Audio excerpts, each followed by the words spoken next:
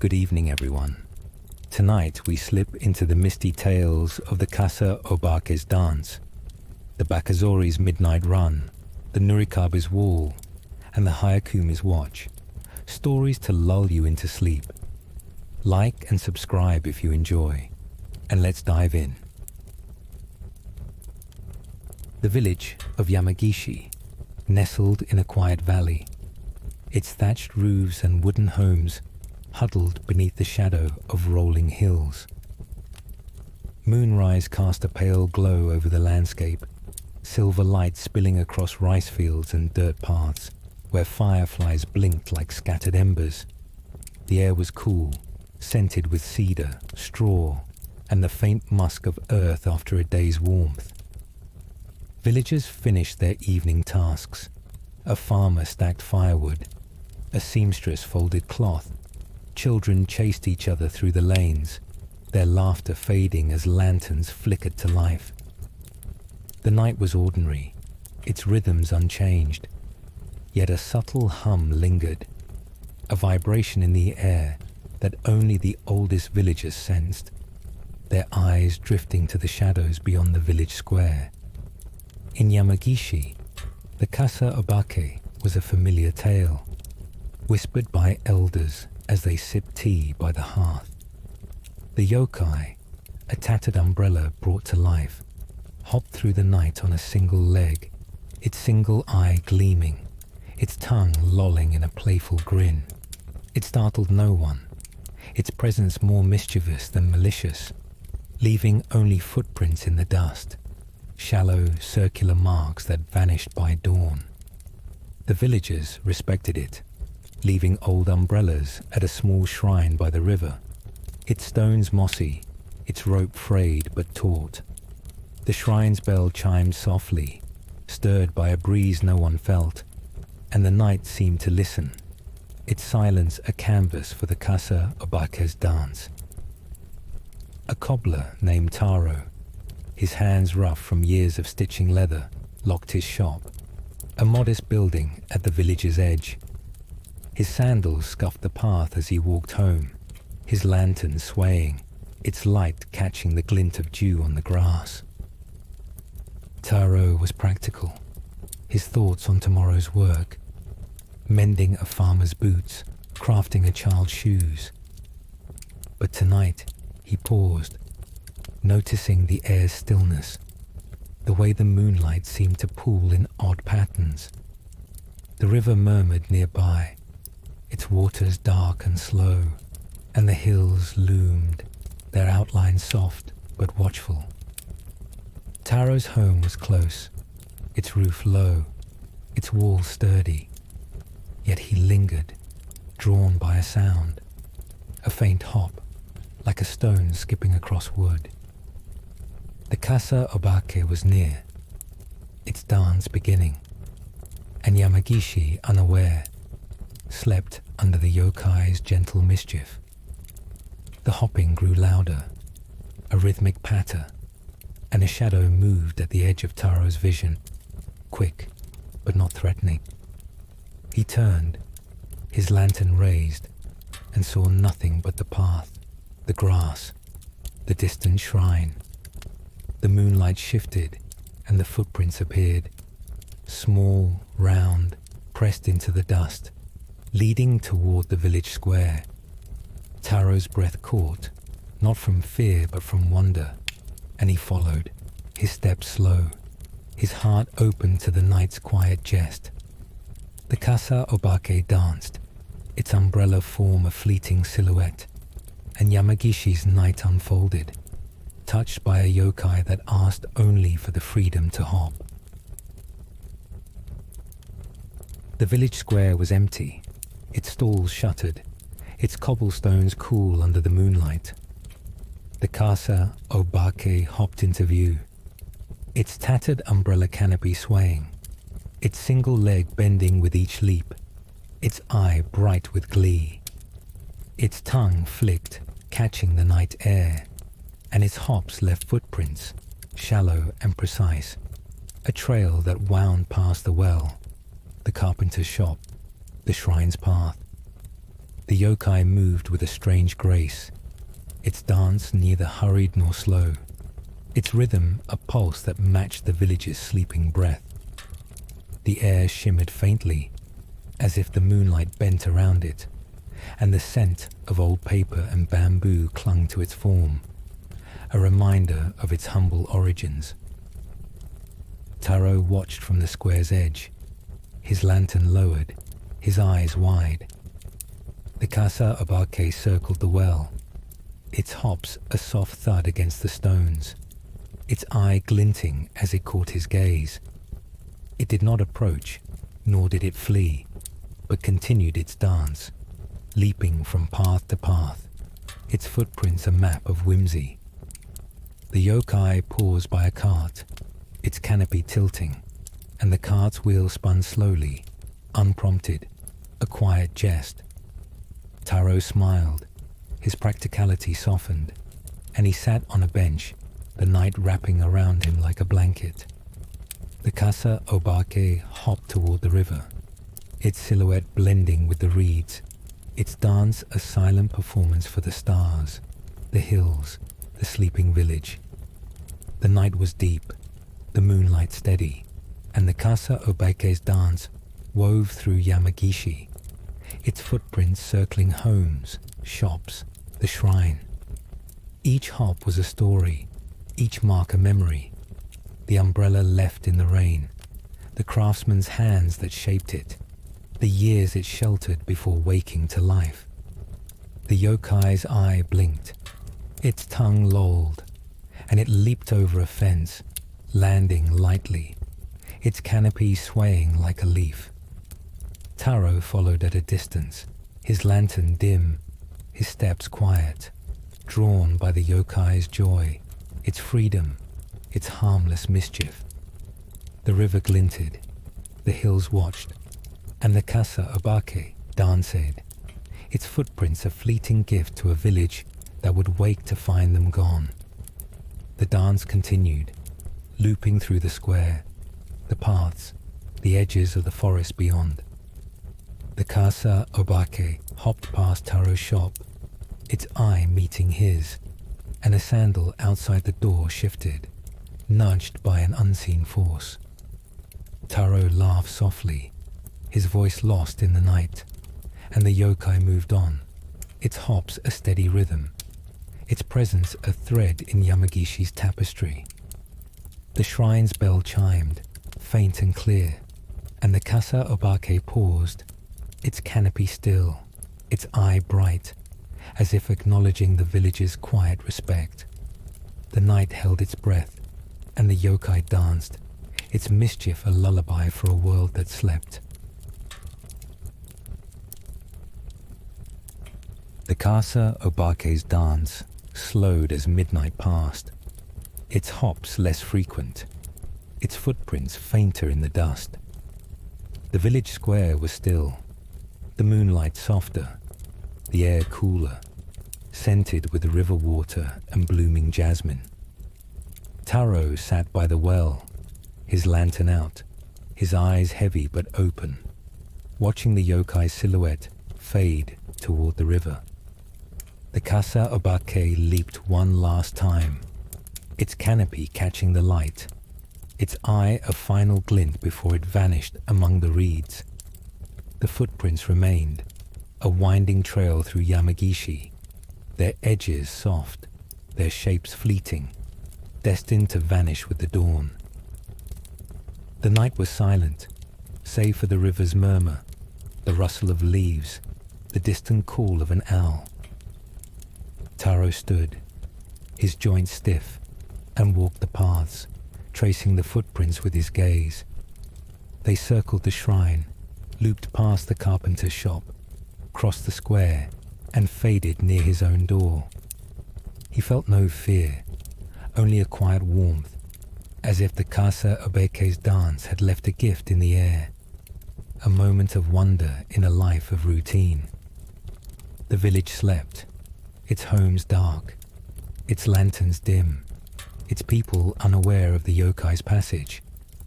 The shrine stood sentinel, its offerings untouched, a broken umbrella, a coil of rope, a stone from the river.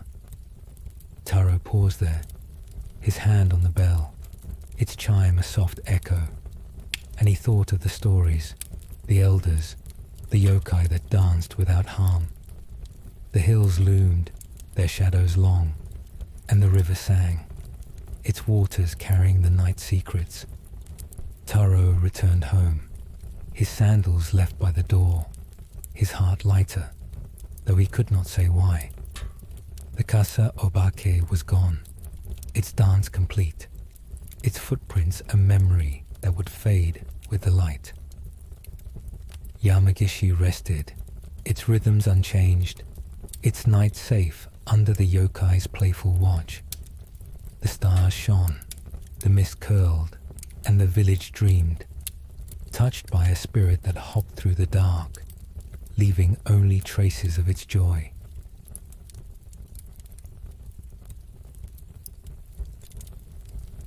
Dawn broke over Yamagishi, the sky a wash of gold and pink, the hills sharp against the horizon. Villagers rose, their routines unfolding. Farmers carried buckets to the fields, weavers set up looms, children ran through the square, their voices bright. Smoke curled from chimneys, and the scent of steamed rice filled the air, mingling with the river's cool breath. Taro opened his shop, his hands busy with leather, his thoughts on the night's strange dance. The footprints were gone, swept away by the morning breeze, but their memory lingered, a quiet spark in his work, his stitches finer, his sandals sturdier.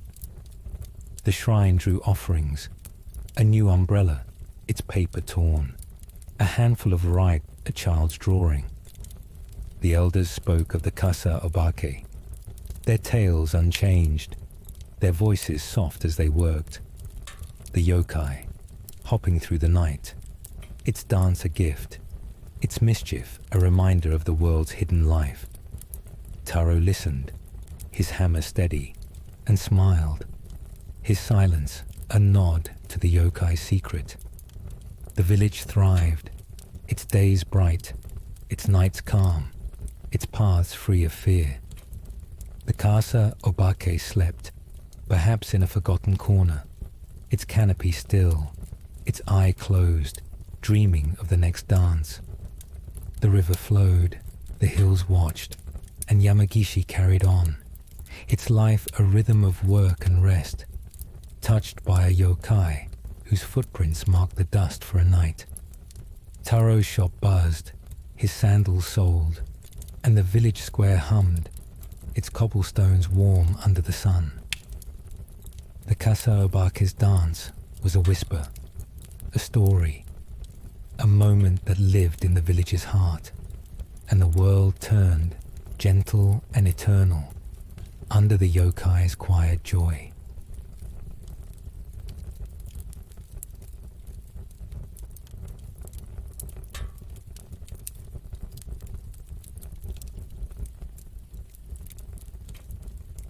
The house of the Mori family stood at the edge of Soma, its wooden walls weathered, its tatami mats worn but clean. Night fell, the moon a faint crescent, its light barely reaching the rooms where the family slept. The air was still, scented with straw, ink, and the faint sweetness of rice left cooling in the kitchen. Lanterns hung unlit, their paper soft in the dark, and the hearth's embers glowed weakly, casting shadows that danced on the walls. The Moris, old Kenji, his daughter Aya, her husband Ren, and their son Jiro, slept soundly, their breaths a soft rhythm, their dreams untroubled by the world beyond their sliding doors. In Soma, the Bakazori was a minor tale, told with chuckles by mothers as they swept the floors. The yokai, a forgotten sandal brought to life, scurried through homes at midnight, its wooden sole clattering, its straps flapping like tiny wings. It harmed no one, but delighted in mischief, rearranging small items, a comb here, a cup there, leaving signs of his run for the morning to find. The villagers laughed, blaming the Bakazori for lost needles or spilled tea, and left old sandals by the hearth, a nod to the yokai's restless spirit. The Morris's home was no different, its corners filled with forgotten things, a cracked bowl, a frayed mat, a sandal tucked under a shelf, its wood chipped, its straps loose. Aya, the last to sleep, had swept the house, her broom steady, her thoughts on tomorrow's weaving. She left the rice bowl by the hearth, a habit from her mother, and slid the door shut, the night sealing the house in silence. The Bakazori stirred, its sandal form trembling, its single eye blinking in the dark. It was small, no larger than a child's foot, but alive with a yokai spirit, its wood creaking as it stretched. The house was quiet, the family asleep, and the Bakazori began its run, its sole tapping the tatami, its straps rustling like leaves. The night was its playground, the house its stage, and Soma slept, unaware of the yokai's midnight mischief. The Bakazori hopped from the shelf, landing lightly, its eye scanning the room. It scurried past the hearth, nudging the rice bowl, and darted toward Aya's loom, its straps catching the moonlight. The house creaked, its beams settling, and the yokai ran, its clatter a faint echo, its path a winding trail through the Morrises' lives.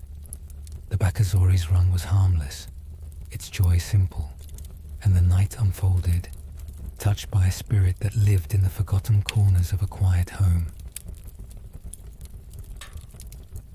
The Bakazori scampered through the house, its wooden sole a soft tap against the tatami, its straps flapping with each leap. It circled the kitchen, its eye glinting, and nudged a spoon from a shelf, letting it clatter to the floor. The sound was faint, lost in the night silence, and the yokai moved on, its run a dance of small disruptions. It darted to Aya's loom, where threads hung in neat rows, and tugged a strand, loosening it just enough to notice. The Bakazori's mischief was precise, never cruel, a playful rearrangement of the Morris's world, a reminder that even forgotten things had life. In the main room, the Bakazori hopped onto a table, its straps brushing a stack of Jiro's drawings, scattering them like leaves. It paused, its eye blinking, and nudged a brush, leaving an ink smudge on the wood. The yokai's run was swift, its path erratic, weaving through the house's shadows, its clatter a rhythm that matched the family's sleeping breaths. It scurried to Kenji's room, where scrolls lay piled, and shifted one, its edge curling upward, a subtle change for the morning. The Bakazori's joy was in the movement, the act, the fleeting mark it left on a house that would wake to wonder. The house was alive with the yokai's presence, its corners stirred, its silence broken by the tap of wood, the rustle of straps. The Bakazori leaped to the storage room, where old tools and cloths lay forgotten, and found another sandal, its twin, lifeless but familiar. It nudged it, as if to wake it, and ran on, its eye bright, its run unending. The Morris slept, their dreams untouched, their home a playground for a yokai that asked only for the night. The hearth's embers dimmed, the moonlight faded, and the Bakazori scurried, its mischief a quiet song in a house that rested. The yokai paused by the door, its strap still, its eye scanning the room. It hopped to the kitchen again, circling the rice bowl, and pushed a cup to the table's edge. stopping short of letting it fall. The Bakazori's run was a loop, a cycle of small acts, its path a map of the Morris lives. Work, rest, love, loss, all touched by a sandal's fleeting spirit. The night deepened, the house settled, and the Bakazori ran, its clatter a lullaby for a family that would wake to its gentle chaos. The Bakazori hopped from the shelf, landing lightly, its eye scanning the room. It scurried past the hearth, nudging the rice bowl, and darted toward Aya's loom, its straps catching the moonlight. The house creaked, its beam settling, and the yokai ran, its clatter a faint echo, its path a winding trail through the Morrises' lives. The Bakazori's run was harmless, its joy simple, and the night unfolded, touched by a spirit that lived in the forgotten corners of a quiet home. The Bakazori's run slowed as dawn approached, its taps softer, its straps drooping, its eye dim but content. The house was a mosaic of its mischief, a spoon on the floor, a thread loose on the loom, drawings scattered, a scroll askew, a cup teetering, an ink smudge drying on the table. The Morris slept, their breath steady, their rooms touched by a yokai's hand, its work invisible but present. The Bakazori hopped to the hearth, its soul brushing the rice bowl, and paused, its eye blinking, as if savoring the night's freedom. The house was still, its silence deeper, its shadows softer, the moonlight gone, the embers cold. Aya stirred, her dreams fading, and rose, her feet quiet on the tatami. She lit a lantern, its glow warm, and saw the spoon, the thread, the drawings, her lips curving in a smile. She knew the Bakazori, her mother's tales alive in her memory, and stepped carefully, honoring the yokai's run. The house woke slowly, Jiro rubbing his eyes, Ren stoking the hearth, Kenji muttering about his scrolls. They noticed the changes, their voices soft. Jiro laughed at his drawings, Aya rethreaded her loom, Ren righted the cup, and blamed the Bakazori, their tones fond, their mourning brightened by its mischief.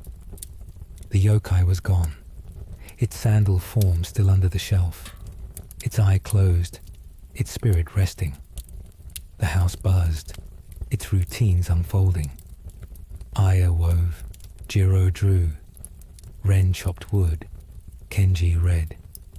The Bakazori's marks were tidied, the spoon returned, the scroll straightened, but its presence lingered, a warmth in the air, a spark in the Morris's day.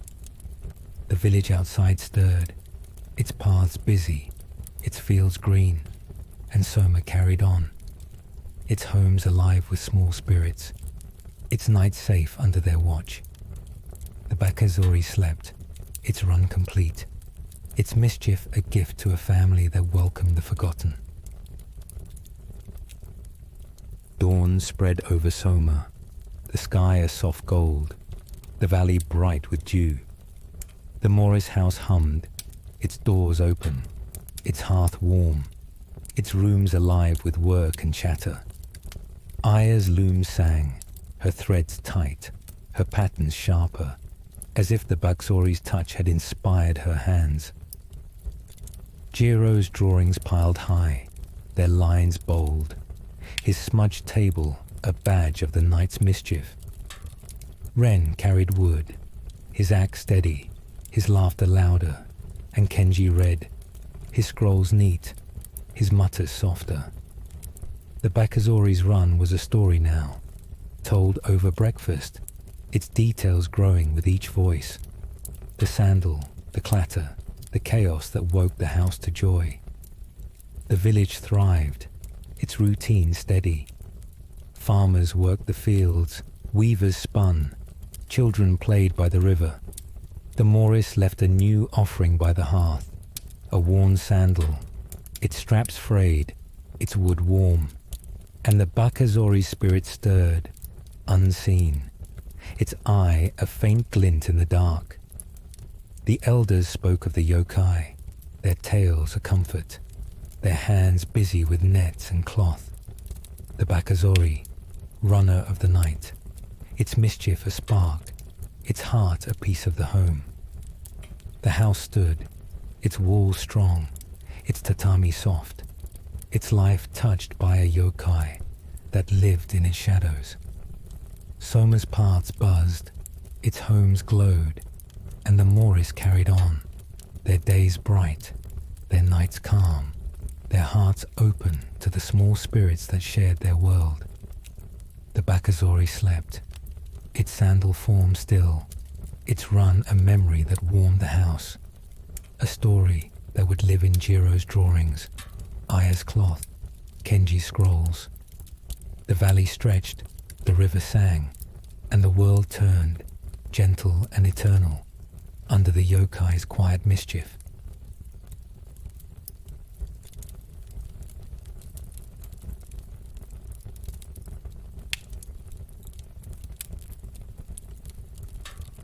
The town of Nakano lay at a crossroads, its streets lined with shops and stalls, its air filled with the clatter of carts and the chatter of traders.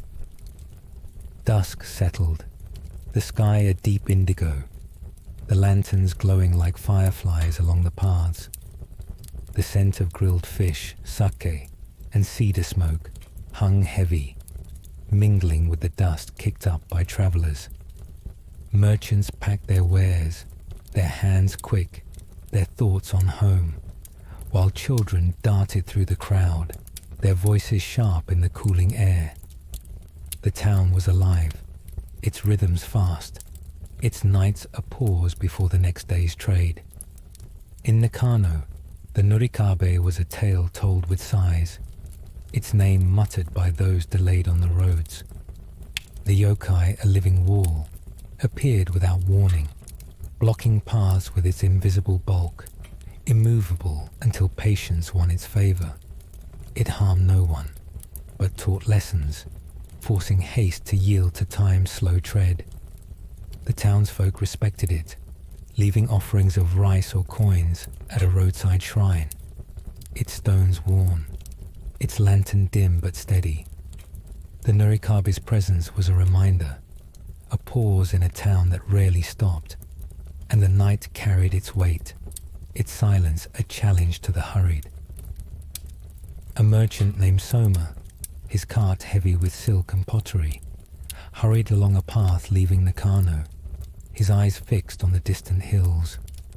His cloak was fine, his boots polished, but his face was tight, his mind racing with deals undone, coins unearned.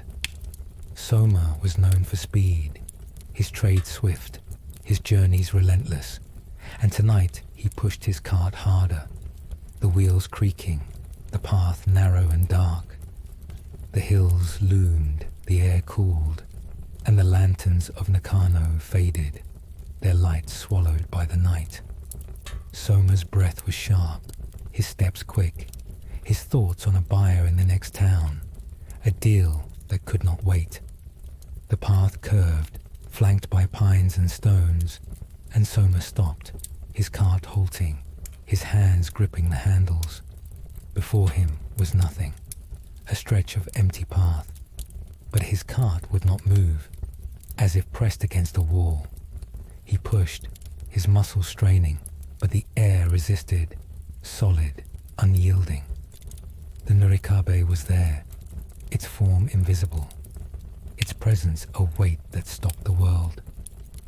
Soma cursed, his voice lost in the night, and the yokai waited, its lesson begun, its silence a mirror to the merchant's haste.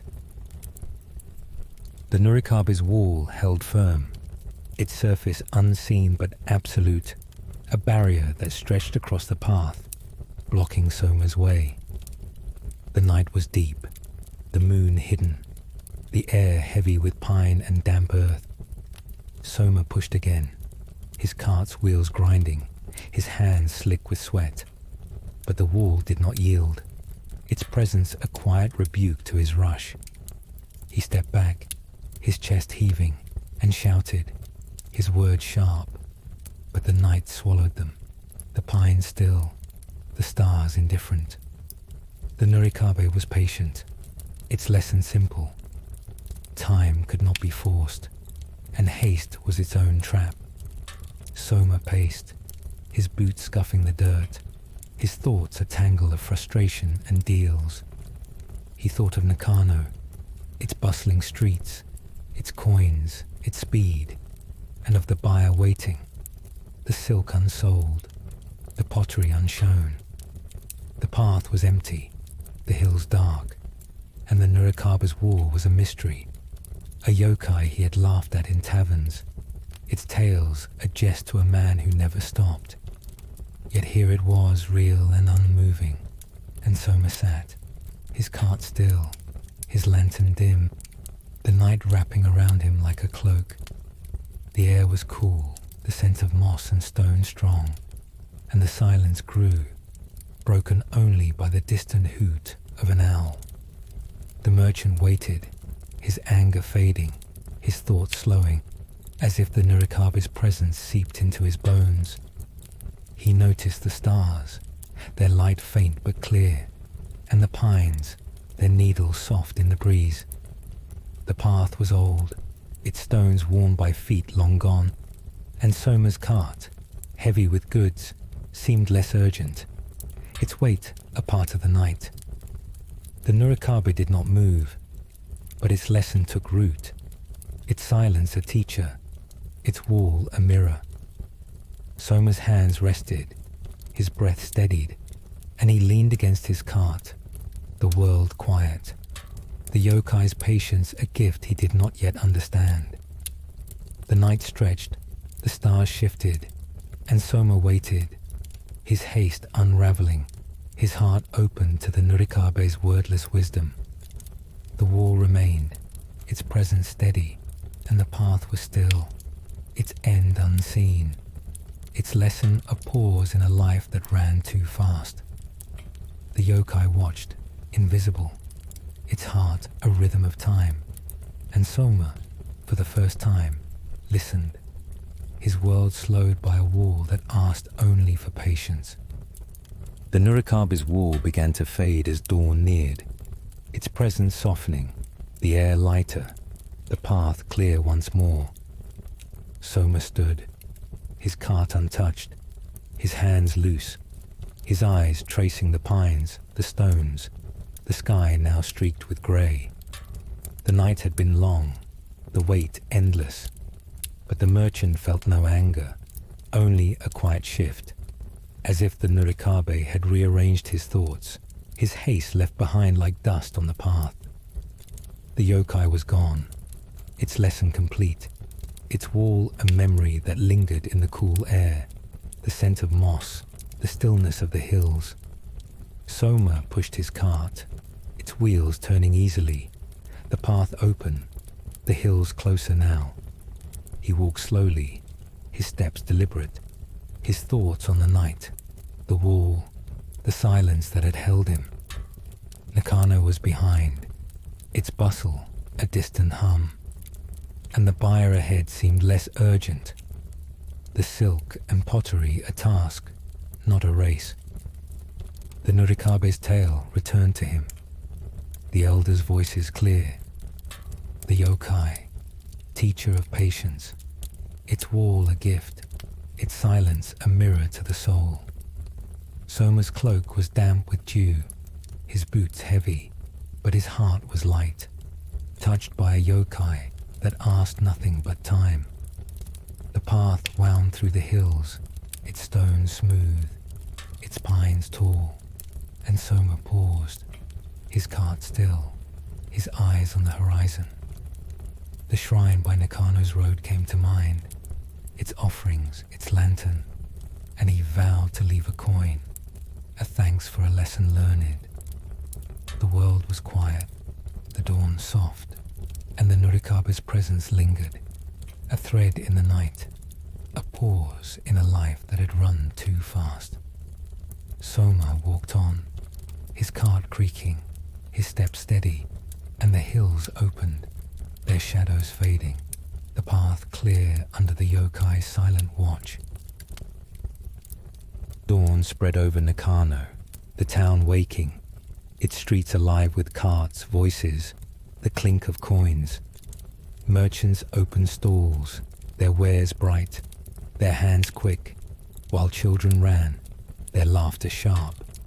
The air was warm, scented with rice and fish, the lanterns dim in the sunlight. Soma returned, his cart lighter, his silk sold, his pottery traded, his pace slower, his smile soft. The townsfolk noticed, their greetings warmer, their trades easier, as if the merchant's calm rippled through the crowd. The shrine by the road drew offerings, rice, a coin, a folded cloth. The elders spoke of the Nurikabe, their tales a comfort, their hands busy with nets and tools. The Yokai, guardian of time, its wall a lesson, its heart a pause in a world that ran. Soma listened, his cart packed, his eyes on the path, and nodded, his silence a thanks to the Yokai's gift. Nakano thrived, its days bright, its nights calm, its streets touched by a spirit that taught patience. The hills loomed, the paths stretched, and Soma carried on, his trade steady, his haste gone, his life aligned with the Nurikabe's rhythm. The town buzzed, its stalls full, its lanterns ready for dusk, and the world turned, gentle and eternal, under the Yokai's quiet lesson. Soma's cart rolled, his steps light, and Nakano stood, its heart slowed by a wall that had vanished but never left.